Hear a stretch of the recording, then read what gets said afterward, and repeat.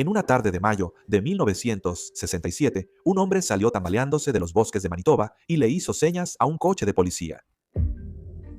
No tenía camisa, su pecho estaba quemado. Vomitó en la zanja mientras esperaba. Cuando el oficial se acercó a él, el hombre le hizo señas para que se detuviera. Dijo que fue quemado por un platillo volador y que podría haberse vuelto radiactivo. El oficial no le creyó. Nadie le creyó. Luego, las cicatrices reaparecieron y siguieron apareciendo durante 30 años. Él nunca dijo la palabra extraterrestres, ni una sola vez en todo ese tiempo. Solo quería que alguien le creyera. El gobierno finalmente lo tomó en serio. Y tal vez todos deberíamos hacerlo.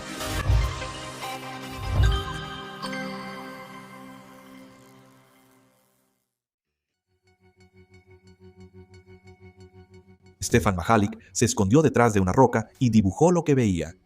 A medio campo de fútbol de distancia, una nave en forma de disco estaba posada en un claro rocoso. Medía 12 metros de ancho y 4 metros y medio de alto, con una cúpula en la parte superior.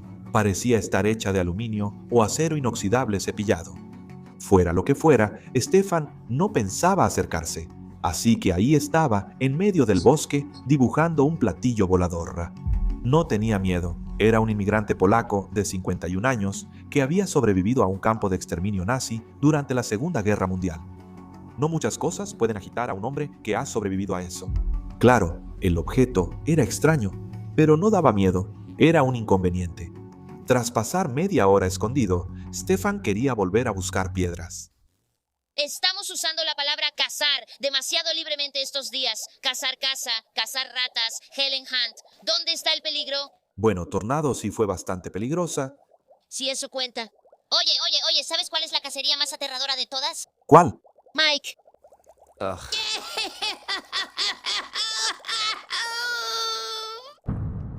A 145 kilómetros al este de Winnipeg se encuentra The White Shell, una extensión de naturaleza canadiense más o menos del tamaño de Rhode Island.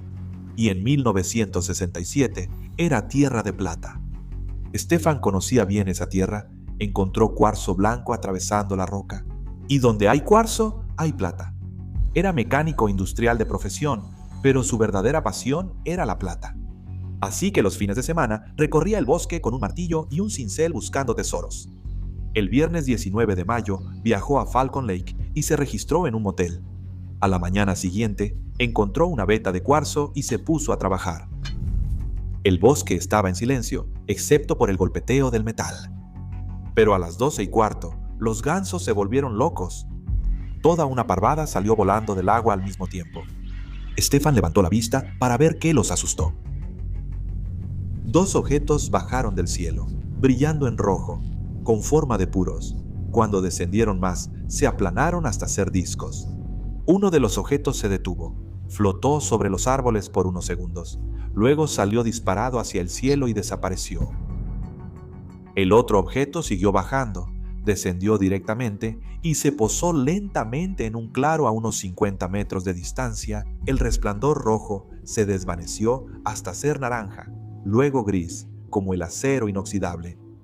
El metal caliente hace esto. El acero sale de una forja brillando en rojo y al enfriarse pasa por el naranja hasta volver al color gris. Así que lo que sea que acaba de aterrizar en esa roca estaba muy caliente. Stefan se quedó escondido detrás de una roca y solo esperó y esperó. No pasó nada. Así que tomó una libreta y un lápiz y dibujó ese objeto como si fuera un motor descompuesto que le habían pedido arreglar. Captó la forma, el color, la manera en que el aire se doblaba a su alrededor y brillaba por el calor. Durante media hora dibujó.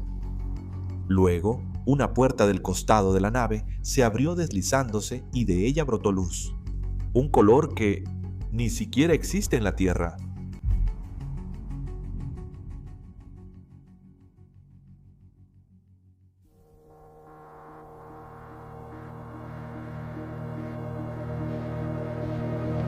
La luz provenía de una puerta situada junto a la parte superior de la nave.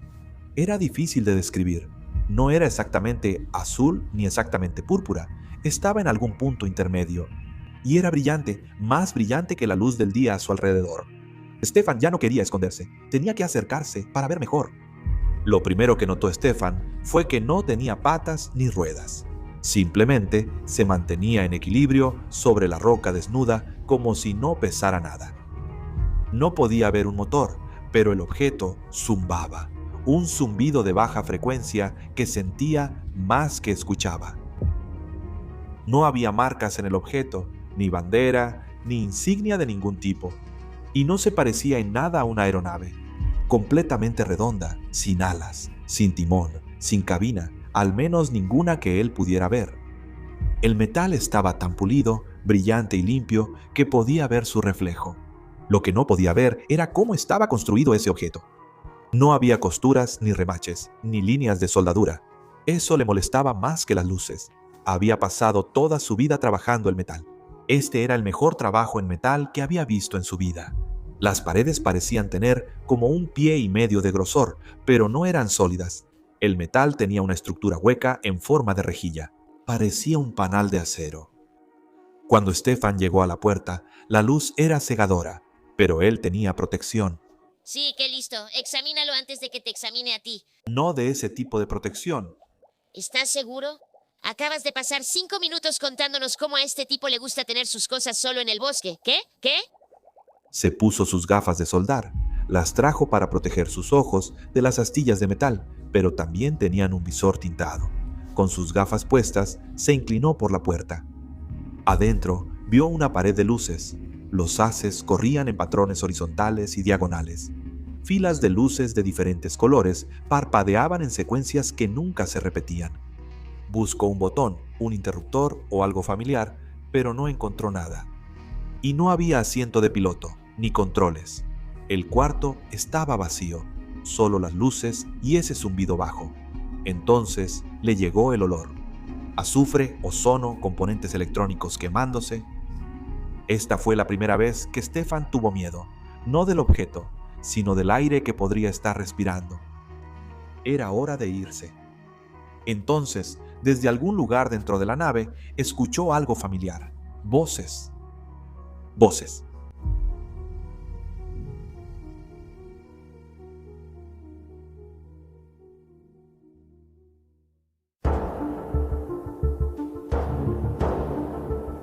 Las voces sonaban humanas. Había dos, una más aguda que la otra, apagadas como suena una conversación a través de una puerta cerrada. No podía distinguir las palabras, pero voces significaban tripulación, y una tripulación significaba que alguien construyó aquello. Stefan estaba bastante seguro de saber quién, y no eran extraterrestres. Sabía sobre ovnis por las revistas de ciencia ficción, pero no creía que eso fuera una nave espacial. Pensó que era algo clasificado, una aeronave experimental de la Fuerza Aérea de los Estados Unidos. Estados Unidos y los soviéticos estaban en medio de una carrera espacial y ambos querían llegar a la Luna primero. La carrera a la Luna, también conocida como la carrera hacia el escenario de Stanley Sam en Burbank. En cualquier caso, cuando algo extraño cae del cielo, lo primero que piensas es que los estadounidenses están tramando algo. Pero ya había pasado casi 1 hora desde que la nave cayó. Tal vez hubo una falla mecánica, tal vez alguien estaba herido. Así que les gritó para ver si necesitaban ayuda. Gritó: ¿Qué pasa, muchachos yanquis? ¿Tienen problemas? No hubo respuesta. Tal vez no eran estadounidenses. Volvió a llamar, esta vez en ruso, luego en alemán, italiano, francés, ucraniano y después una vez más en inglés. Una vida de guerra y exilio le dio 6 formas de decir lo mismo. Puedo ayudar. Oye, ¿cómo sabes cuántos querubines se necesitan para cambiar un foco? Nain, ¿Qué? No. eso es lo que dije. Dijo 9. Exactamente, no. 9 alemanes. ¿Estás jugando conmigo, humano? Sí, bueno, no importa. ¿Cuántos alemanes se necesitan para cambiar un foco? 0. Si hubiera sido diseñado correctamente desde el principio, no necesitaría cambiarse. Así que tenía razón, 9. Uno de nosotros está teniendo un derrame cerebral en este momento, pero no puedo decir cuál de los dos. Después de que Stefan probase todos esos idiomas, las voces se detuvieron, y entonces la cosa cobró vida. Se inició un zumbido similar a un motor que se hizo más y más fuerte. Y el calor regresó. Stefan sintió como si estuviera en un horno. Todavía tenía puestos sus gruesos guantes de soldador, así que extendió la mano para ver qué tan caliente estaba en realidad, y eso fue un error. Cuando sus dedos tocaron el metal, sintió que los guantes se ablandaban. Escuchó un chisporroteo cuando el hule se derritió sobre sus dedos. La puerta se cerró de golpe. La nave empezó a girar. Y mientras giraba, Stefan vio un panel, una rejilla, una pequeña ventilación de unos 23 por 15 centímetros, llena de pequeños agujeros redondos perforados en filas ordenadas. Entonces, la explosión. Gas caliente salió disparado de la rejilla y lo golpeó de lleno en el pecho. Entonces se dio cuenta de que estaba en llamas. Se arrancó la camisa y apagó las llamas pisoteándolas. Y cuando levantó la vista, la nave ya se había despegado de la roca. Se elevó sin hacer ningún sonido. Un minuto antes, esa cosa hacía un ruido infernal y ahora estaba completamente silenciosa.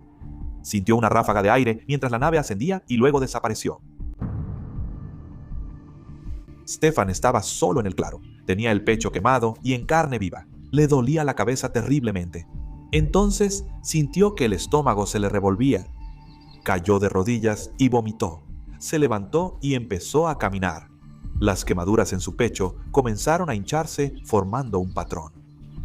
Salió vomitando del bosque. Caminaba, se detenía, tenía arcadas y volvía a caminar. Y el dolor de cabeza venía en oleadas. Cuando por fin llegó a la carretera, hizo señas a un oficial de policía. Le contó su historia al oficial. Entonces el oficial le dijo: «Lo siento, pero tengo otros deberes que cumplir». Se subió de nuevo a su auto y se fue. Stefan logró llegar a su casa en Winnipeg esa noche. Cuando su hijo de 9 años entró al dormitorio, lo primero que notó el niño no fueron las quemaduras, fue el olor.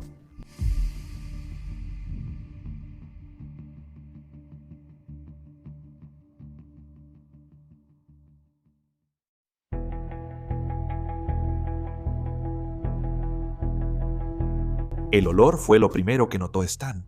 Tenía 9 años. Entró al dormitorio de sus padres y la habitación apestaba. Olía a azufre y a electrónica quemada. No eran las quemaduras ni su ropa. El olor salía de la piel de su padre y duró semanas. Stefan estaba seguro de que era radiactivo. No podía retener la comida. Pesaba 82 kilos la mañana del encuentro. Y una semana después pesaba 72 kilos. 10 kilos menos en 7 días. Y seguía desmayándose. Tenía dolores de cabeza y desmayos con grandes lagunas en su memoria. Su doctor encontró llagas rojizas y elevadas en la parte superior de su abdomen y cabello chamuscado en la línea del cabello.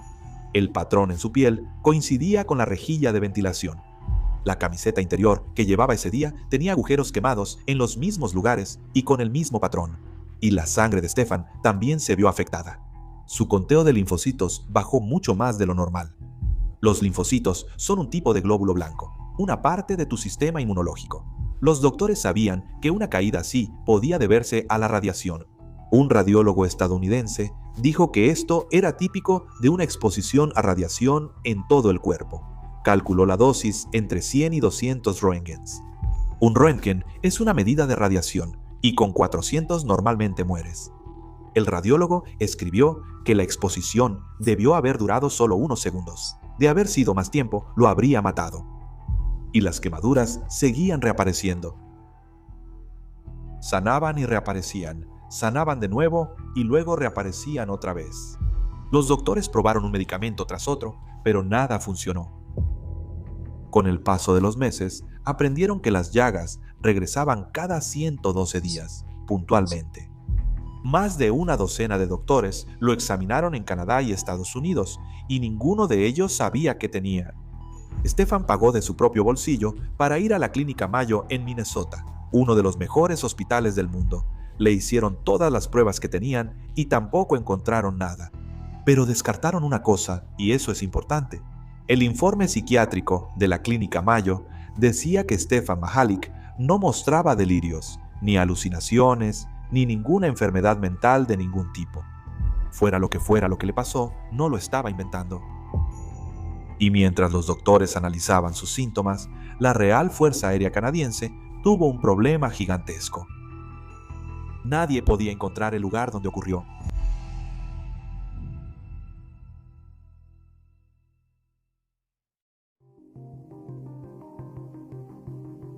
Lo que aterrizó en Falcon Lake involucró a casi todos. La Real Policía Montada de Canadá abrió un expediente, al igual que la Real Fuerza Aérea Canadiense, el Departamento de Salud y el Departamento de Defensa Nacional. Un grupo civil, enfocado en ovnis, envió a un investigador que fotografió las quemaduras de Stefan 3 días después del evento. Y la Fuerza Aérea de los Estados Unidos también acudió, y antes de que terminara, el caso de Falcon Lake tenía unas 300 páginas de grosor. 5 días después del encuentro, la Fuerza Aérea envió su primer grupo de búsqueda a Whiteshell. Le pidieron a Stefan que señalara sus marcas en una foto aérea, pero no encontraron nada. Así que aumentaron los esfuerzos. Llevaron a Stefan en un helicóptero y también por tierra. Estuvieron lo suficientemente cerca como para encontrar rocas que él mismo rompió con su martillo. El sitio nunca apareció. El trabajo de un investigador era hacer que todo desapareciera. El comandante de escuadrón, Paul Biskey, de la Real Fuerza Aérea Canadiense, no creyó ni una palabra de la historia. El platillo era un disparate y el testigo era un borracho que todo aquello no fue más que una alucinación. Y Biskey vino a probarlo. Y Biskey tenía una pista. Stefan juró que no bebió en Falcon Lake, pero el cantinero del motel dijo que le sirvió 5 o 6 cervezas la noche anterior. Así que Stefan mintió sobre la bebida. Ahora, Biskey necesitaba probar que ese hombre no podía decir que no a una copa. Así que hizo una prueba. Llevó a Stefan de regreso a ese mismo bar y le ofreció una cerveza. Stefan dijo que no. Entonces le ofreció un whisky con ginger ale. Stefan dijo que sí y se tomó unos cuantos y se relajó y empezaron a salir las historias. Eso era todo lo que Biskey necesitaba. Redactó su informe. Stefan organizó una fiesta privada la noche anterior y 10 horas después, todavía borracho o con resaca, alucinó con un platillo volador. Biskey propuso una segunda teoría. Stefan se emborrachó y cayó sobre una parrilla caliente. Su fuente era una mujer que nunca se presentó. Ella pasó ese fin de semana en Falcon Lake con un hombre que no era su esposo, así que prefirió guardar silencio. Ese era el caso contra Stefan Mahalik. Una cuenta de bar, un cónyuge infiel y una corazonada. Una cuenta de bar, un cónyuge infiel y una corazonada. Y eso no es un caso federal, ¿sabes? Eso es una canción country. Luego, el 25 de junio, los escépticos se toparon con un obstáculo. Stefan encontró el sitio él mismo. Guió al grupo de búsqueda directamente hasta ahí, a 50 yardas de donde los equipos de búsqueda ya habían mirado. Ahí estaba. Todo seguía ahí. El círculo de tierra y las agujas de pino alrededor del borde. Los investigadores recolectaron muestras de suelo, rocas y vegetación de la zona, y las muestras fueron enviadas al laboratorio criminalístico de la RCMP en Ottawa. Cuando llegaron los resultados, el tono del expediente cambió.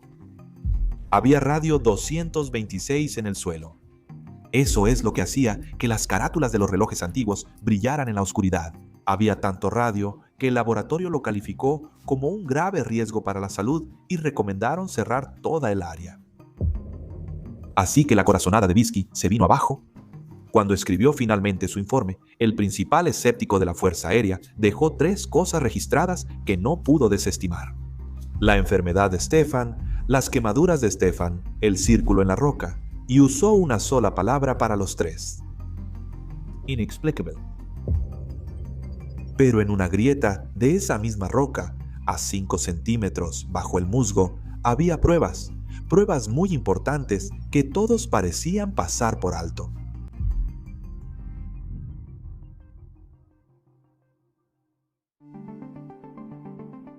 Un año después, casi exactamente en la misma fecha, Stefan Mahalik regresó a la roca. Trabajó alrededor del círculo de aterrizaje y en una fisura bajo el musgo encontró 2 barras de metal. El laboratorio las desarmó. Una barra era 93% plata, la otra 96%, y ambas estaban cubiertas de uranio triturado. Eran radiactivas. Recuerda, esta era la zona rocosa más investigada de Canadá. Policías, militares, especialistas en radiación, civiles, todos peinaron ese círculo durante un año y no encontraron nada. o las barras aparecieron en algún momento de ese año, o todos los equipos de búsqueda de 2 países pasaron justo por encima de ellas. Incluso Bisky, el hombre que primero pensó que era un engaño, tuvo que admitir que esto era extraño. Envió un teletipo a la central. Si esto es una broma, alguien está haciendo un esfuerzo considerable para llevarla a cabo, digamos. Una traducción del bungarés. Vine aquí para llamar a Malaya y ahora necesito un truco. Mientras los laboratorios trabajaban, el gobierno cerró filas. Cuando el diputado de Manitoba, Edward Schreyer, mencionó Falcon Lake en la Cámara de los Comunes, el presidente lo interrumpió. Y cuando el Parlamento finalmente permitió que un diputado viera el expediente, ya habían retirado algunas páginas. Dijeron que la divulgación completa no sería de interés público. Ese diputado silenciado llegó a ser gobernador general de Canadá. El propio representante del gobierno una vez le preguntó a su gobierno sobre Falcon Lake y su gobierno se negó a responder. A Stefan no le importaba qué era la nave, él solo quería un diagnóstico. Meses después de la Clínica Mayo, todavía no tenía resultados, y cargó con el caso el resto de su vida. Las quemaduras regresaron durante años. Las cicatrices permanecieron bajo su piel durante décadas. Murió en 1999 a los 83 años y nunca se retractó, nunca embelleció, nunca cambió una sola palabra. Y en 2018, el mismo gobierno que selló su expediente puso el incidente OVNI de Falcon Lake en una moneda. De plata, por supuesto. Y brilla en la oscuridad. Stefan Mahalik entró en The Whiteshell buscando plata. Y 50 años después, su gobierno inmortalizó su historia en una moneda.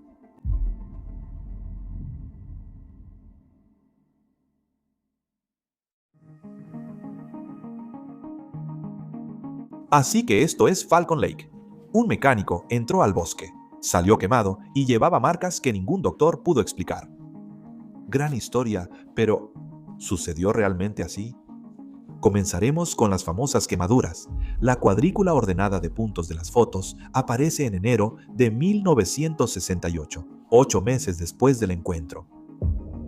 El doctor que lo vio al día siguiente describió otra cosa: quemaduras irregulares, manchadas y con espacios desiguales.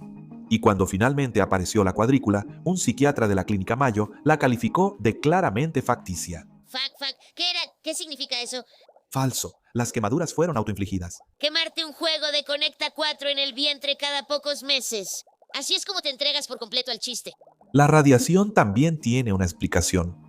Whiteshell es naturalmente rica en uranio, y el radio del suelo podría haber venido de una beta natural. Las barras de plata hacen que la historia sea peor. Su composición coincide con la plata esterlina comercial, no con la plata en bruto, hasta el cobre y el cadmio que forman la aleación, y estaban cubiertas de arena de fundición.